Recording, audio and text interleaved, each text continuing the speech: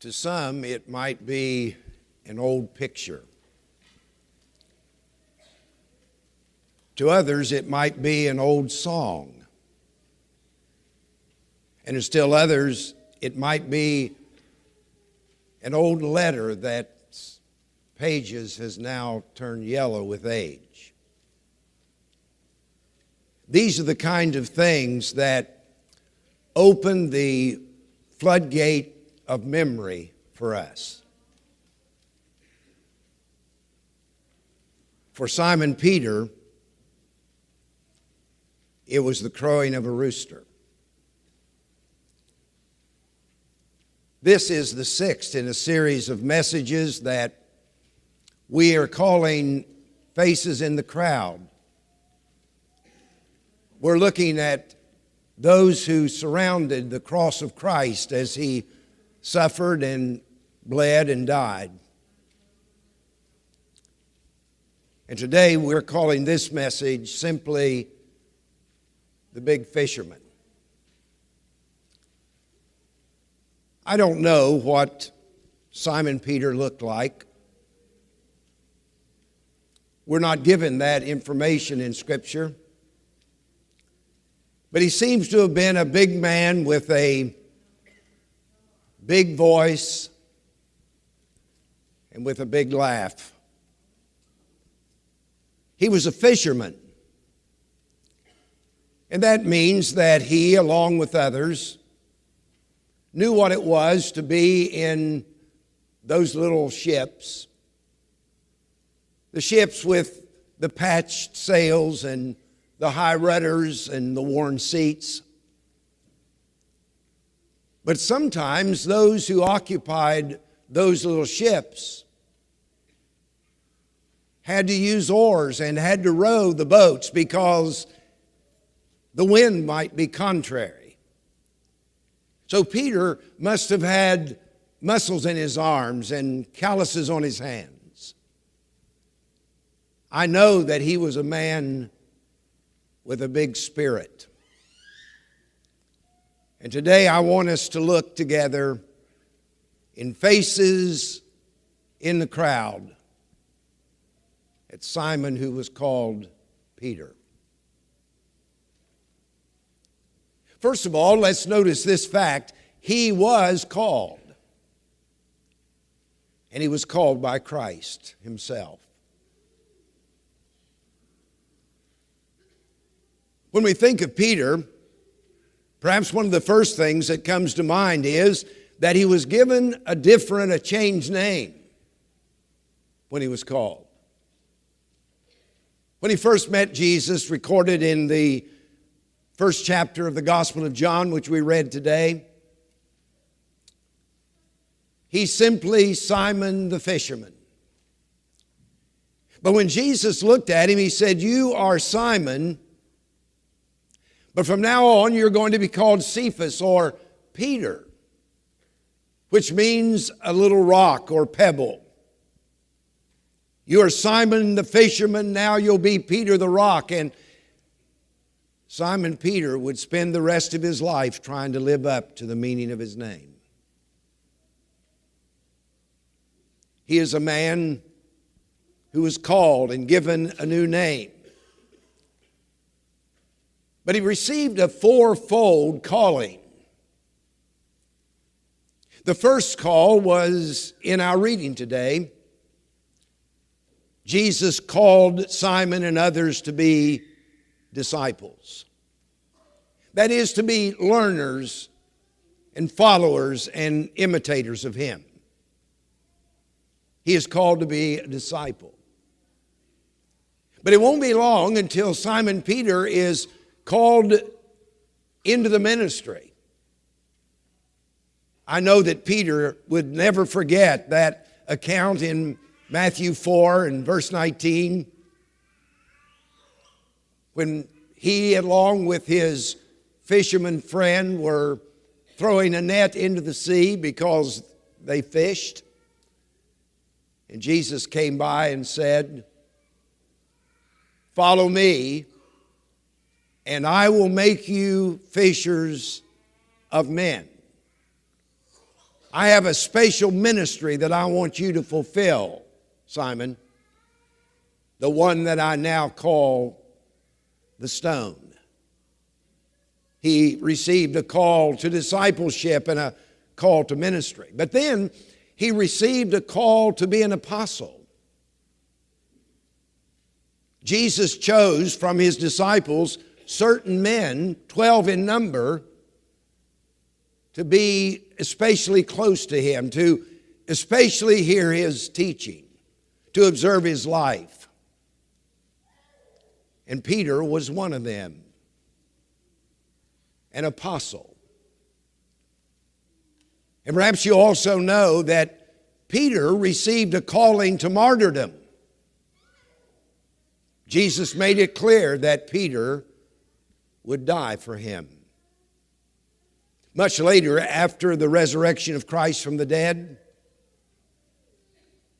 Christ appeared to Peter and others of the apostles, and he said to Simon Peter, when you were young, you put on your clothing and went wherever you want. But when you are old, someone else is going to bind you and take you where you would not go. And John is very careful to tell us that in those words, Jesus was announcing to Peter the kind of death that he would die. That his hands would be stretched out and that he would die by crucifixion as a martyr. Peter is one who was called. And when he called him, Jesus gave him a challenge. I want you to belong to an inner circle of my disciples who will be called apostles, meaning one sent. Do we understand how important that was? Jesus called 12 to be apostles.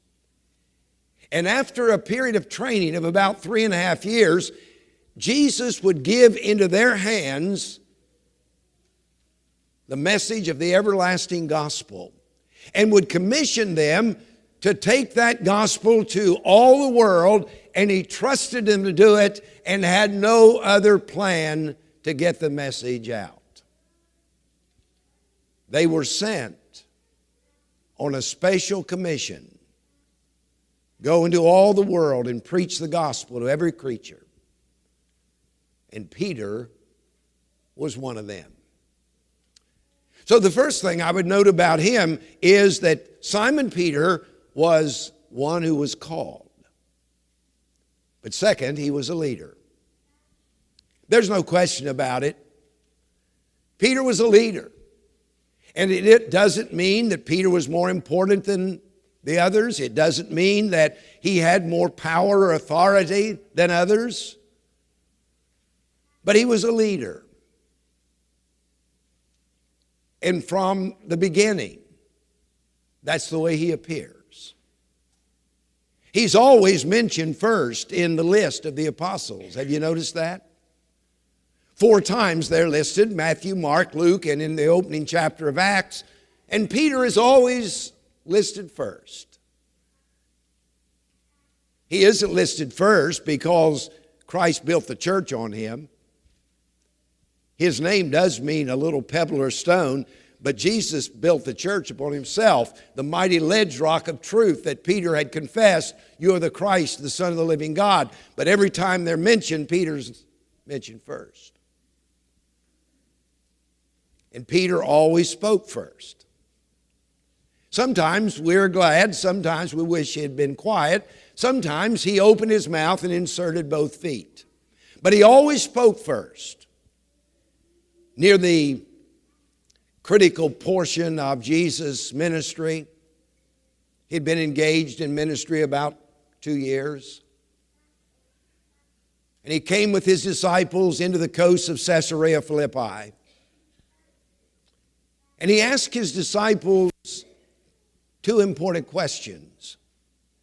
One was, he said, who do men say that I, the Son of Man, am? What are the people saying about me? They have heard Jesus teach. They have seen him. They have observed his miracles. What are they saying about me, he asked. And it was Simon Peter who's going to come to the forefront here. Because his disciples say, well, some say that you're John the Baptist. Now that's remarkable because John the Baptist's death occurs in Matthew 14 and in Matthew 16.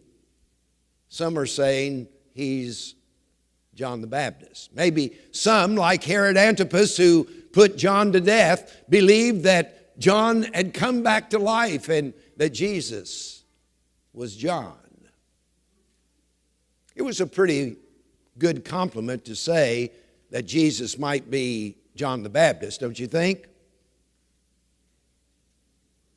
But he wasn't John the Baptist. They said, some say that you're Elijah. That's the 9th century BC prophet. And because of a statement that's made in the last book of the Old Testament, the book of Malachi in the last chapter, it's the end of the Old Testament record, and there's a statement that says that just before Messiah comes, Elijah will appear. And maybe some thought this is the time, and the Old Testament prophet's going to appear again. But in the New Testament, in Matthew 11, Jesus described the Elijah who was to come as John the Baptist. And Elijah was one of the great prophets, and so it was a compliment to think he might be Elijah, but he wasn't. They said, some say that you're Jeremiah, the prophet who wept during the decline and fall of the nation of Judah. Like Jesus later would weep over the destruction of Jerusalem. And there might have been some things about Jesus that would remind one of Jeremiah, but he wasn't Jeremiah. And then Jesus asked the second question, the more important of the two. You've told me what the people are saying. Who do you say I am? And it's Peter. It's Peter who speaks up for all of them, no doubt, when he said, you are the Christ, the Son of the living God.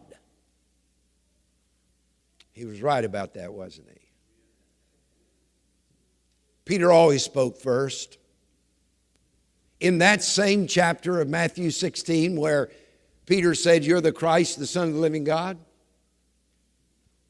Jesus then said that the day was coming when he would go to Jerusalem and suffer many things at the hands of the elders, chief priests, and scribes, and be killed, and the third day rise again. And it was Peter who took him aside and rebuked him. Can you believe that? Rebuking the Christ. Peter said, Lord, that will never happen to you. You remember how Jesus referred to him? Get behind me, Satan. Read that any way you want. Put any emphasis upon any word you want. There's no way that you can make a compliment out of that. Get behind me, Satan, because you see, if Jesus doesn't die, the only one who benefits is Satan, because lost humanity will remain lost. He always spoke first. And he always acted first. He was a leader. You remember when Jesus and the disciples were together in the midst of his ministry, and Jesus sent them away in a boat across the Sea of Galilee, and he himself went in to a mountain to pray. But Scripture is very clear to tell us that he observed them.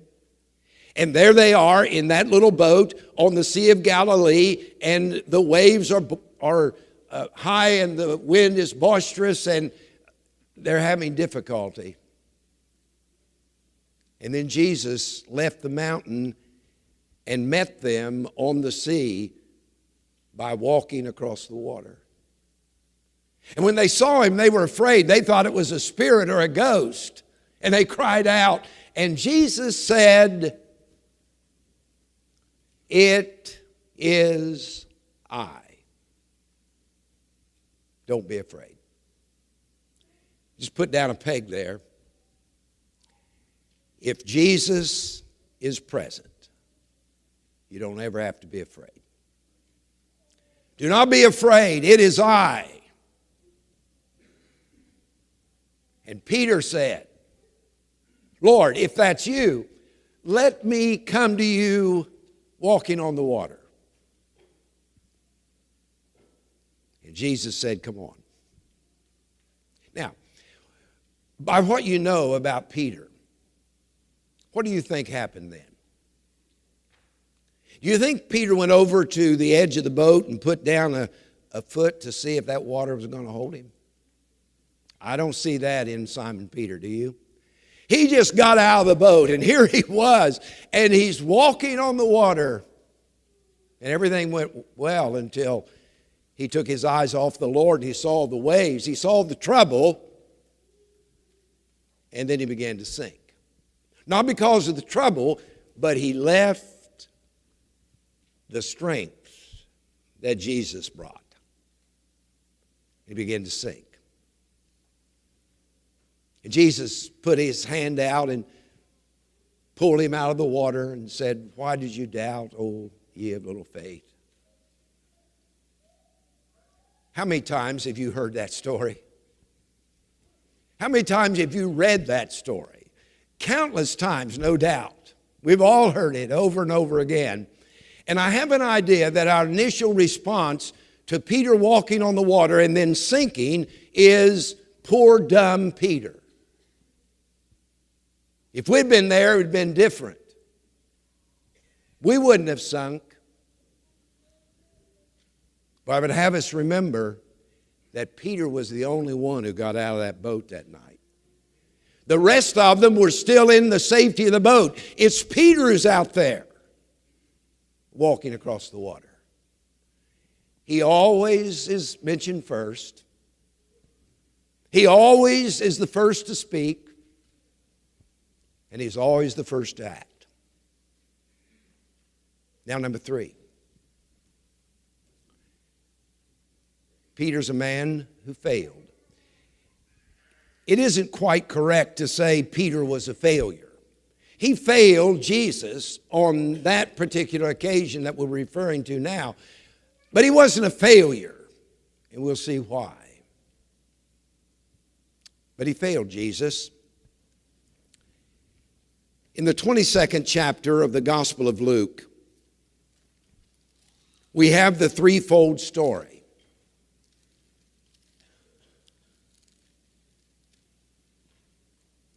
The first thing that happens is that Jesus warns him that he's going to fail him. He said, Peter, before the rooster crows 3 times, before the rooster crows, you will deny me 3 times. And Peter will have nothing of that. He said, why, Lord, I may die with you, but I'll never deny you. What confidence. I'm ready to die, but not to deny. And the account of Luke 22 shows us how short-lived his confidence was. Because he did deny Jesus. The story goes like this. When Jesus was crucified, when he was arrested, his disciples forsook him and fled. But at his trial before Caiaphas, the high priest, Peter and John were back. John knew the high priest. And so he was allowed to go into the courtyard where the palace was located, where Jesus was being tried. And Peter came to the gate, and so John came to the maiden who was keeping the gate acknowledged Peter and she let him in. So Peter and John are in the courtyard where the trial took place. And it was cold, and Peter was warming himself by the fire, and somebody said, "You were with Jesus." And he denied it. A little while later, somebody else said, "You were one of them." And he denied it. And finally, somebody said, "I know you're one of them because you're a Galilean. Your speech betrays you. You're from up north and you have a northern accent. You talk like somebody from Massachusetts." And he cursed and swore and said, "I do not know him." And the cock crew. And Peter remembered. And he went out and wept bitterly. If that were the end of the story, it'd be sad indeed, wouldn't it? But that's not the end. That part of the story describes all of us, because all of us have failed as surely as Peter failed. But when we failed, that does not mean we're failures. We're only failures when we quit trying. And Peter didn't quit. So he was a man. He was a man who was called. He was a man who was a leader. And he was a man who failed. But I'm glad the story continues, and I see Simon Peter as a man who was restored. Now here we come to the 21st chapter of the Gospel of John to make 3 observations. This account is reserved for John. And we know about it because John wrote it. But I'm certainly glad he did. After the trial of Jesus, he went to Calvary and died for the sin of the world. But on the 3rd day, there was the empty tomb, and he who had been dead was raised. And he showed himself alive to his disciples.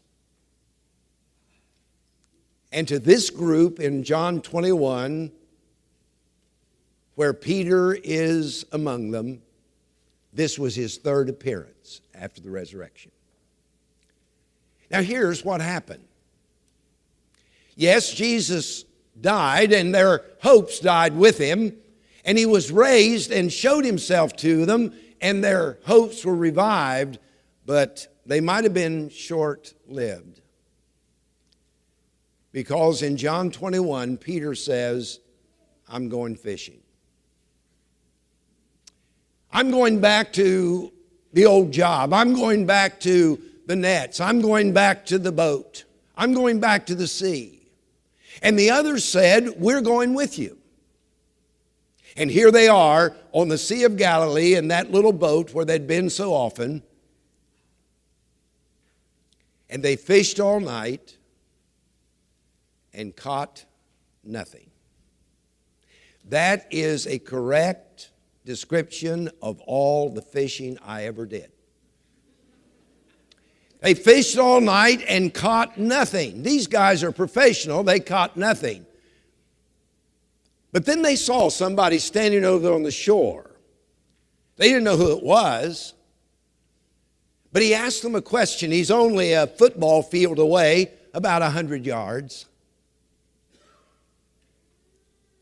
And he said, "Children, have you caught anything?" They said, "No. We've been out here all night. We haven't caught anything." "Well, cast your net on the other side of the boat." And they did, and it was so full of fish, they couldn't pull it up. And John said, "That's the Lord over there." And they began to move toward the shore, but Simon Peter, being the impetuous one that he was, remember he always spoke first, always acted first. He just jumped into the sea and swam to shore. They were not fast enough for him. And when they arrived at the shore, Jesus said, "Bring some of the fish." There were fish already cooking. There was bread there, and he fed them. And then he singled Simon Peter out. And he said, "Simon," notice the old name. Not Peter the rock. He failed. "Simon, do you love me more than these?" Now, I don't know who these are. It might have been, "Do you love me more than these other disciples?" Or it could be, "Do you love me more than you love your business of fishing?" But whatever it is, you can't love it more than Jesus. "Do you love me more than these?" And Simon said, "Lord, I love you." Now, the thing that is especially interesting here is that Jesus, according to John's Gospel, uses one word and Peter uses another. When Jesus said, "Simon, do you love me?" he used that big word, the form of agape, the supreme word in the Greek language for love. And quite interestingly, the word agape was made famous by the gospel writers because the secular writers in history didn't use that word. But it became the word for love, like God so loved the world. And love the Lord your God. That's this big word when the Bible uses it. But the word that Peter used was a lesser term. Significant, but lesser. He said, "Lord, you know I love you." And he used a form of phileo. Now, there must be some reason for that. And perhaps it's this, that Jesus is asking Peter, "Peter, do you love me supremely? Do you love me as a member of the family would love? Or do you love me like a friend?" And Peter said, "I love you." But he used the lesser word. And Jesus asked again, a second time, "Peter, do you love me?" Used the same big word. You see, Peter's not quite as cocksure of himself as he'd been before when he said, "I'll die with you but never deny you." And so he uses the lesser word and says, "Lord, I love you." And Peter is asked the question the third time. But this time Jesus uses Peter's word. "Peter, do you even love me at all?"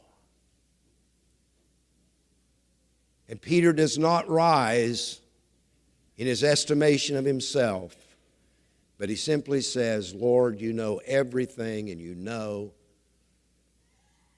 that I phileo you." When Peter's asked that question 3 times, he's disturbed that he is repeatedly asked. But remember, he denied Jesus 3 times.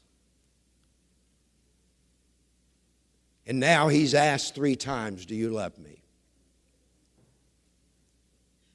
And after each of them, when Peter said, "I think I do, I phileo you," Jesus said, "Feed my lambs, tend my sheep." And it's then that Jesus said to Peter, "When you were young, you went about as you want. When you're old, somebody's going to bind you, stretch out your hands," signifying that he was going to die as a martyr. Jesus asked some questions, and Peter gave some answers. Jesus predicted what was going to happen in the future. But I want to tell you this. Peter was a man restored. Think how Jesus used him. On the beginning day of the church, the sermon on the Pentecost of Acts 2, it's Peter's sermon that's recorded. The early leader of the church seems to be Peter, and it's Peter who took the gospel to the Gentiles for the very first time. The big fisherman.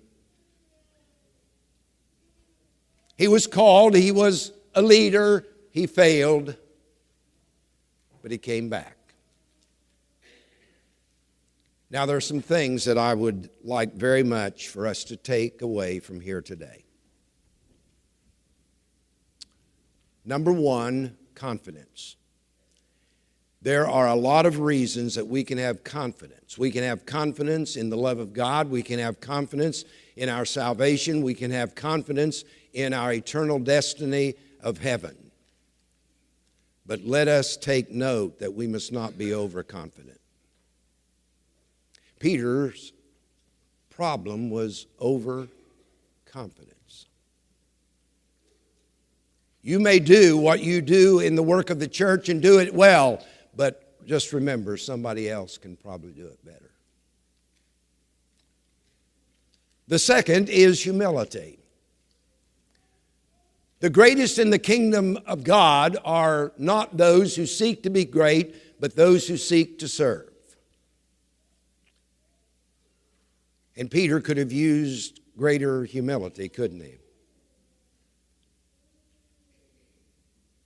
In 1 Peter 5, the apostle says, God resists the proud, but gives grace unto the humble.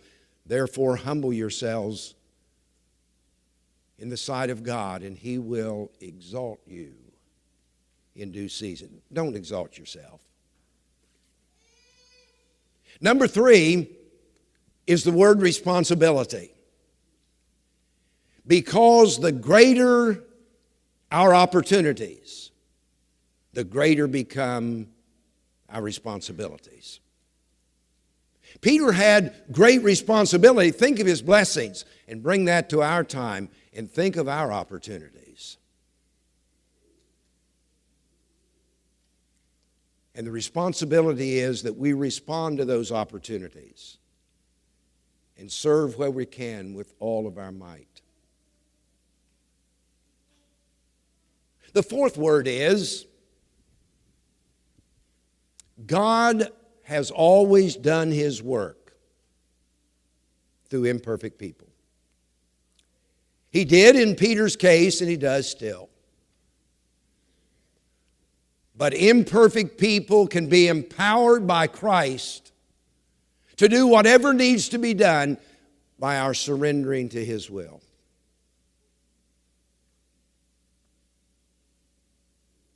And the final word is, don't ever give up. There were two men who failed Jesus that night.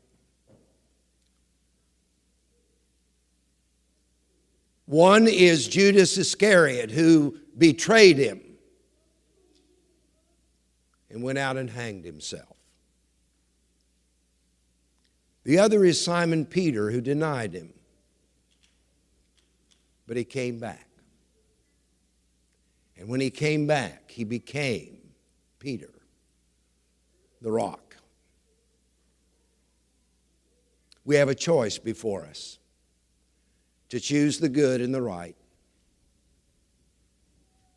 or not. And I hope that all of us will make the decision to choose the right. We will be Christians. As penitent, baptized believers, we will respond to Christ, and He will add us to His church, and He will use us to His glory. And I hope we will make the choice to not simply call ourselves Christians, but to call ourselves Christians who are seeking to be faithful. And if we make the right choices, then we can be rocks as well as Peter. Let's stand and sing. Join